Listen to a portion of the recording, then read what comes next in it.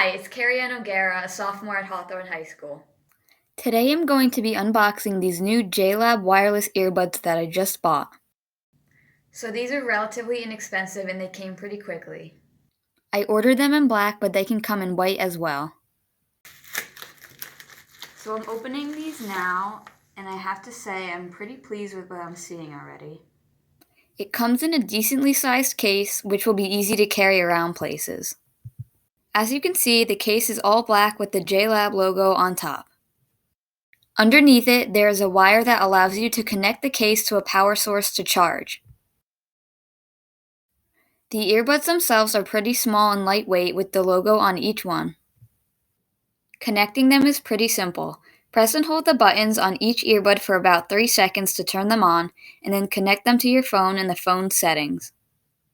You only have to do this once, and then they will automatically connect when you take them out of the case.